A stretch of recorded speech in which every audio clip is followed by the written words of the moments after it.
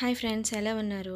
Delivery తర్వాత మనకైతే doctors అన్ని ఫుడ్ రకాలు తినమని చెప్తారు. కానీ ఇంట్లో పెద్దవాళ్ళు మాత్రం పథ్యం ఉండాలి అని అనుకుంటాం కదా! నేను పెద్ద పాపకు కూడా పథ్యం అన్నాను. అలాగే ఇప్పుడు మా చిన్న పాప కోసం కూడా పథ్యం అయితే వండుతున్నాను. మా అమ్మ అయితే ఇంగువ చారు అయితే చేసింది. ఇంగువ చారు ఎలా ప్రాసెస్ చేసుకోవాలో చెప్తాను మీకు కూడా. ఫస్ట్ స్టవ్ ఆన్ చేసేసుకొని తపాల పెట్టుకొని నువ్వుల నూనె వేసేసుకోవాలి. బాలింతలకి నువ్వుల నూనె వాడతారు కదా! అందుకే నువ్వుల నూనె వేసేసుకొని కొంచెం వేడెక్కిన తర్వాత వాము, జీలకర్ర, వెల్లుల్లిపాయ రెబ్బలు, ఒక ఎండుమిరపకాయ, కరివేపాకు ఇవన్నీ బాగా వేయించుకోవాలి.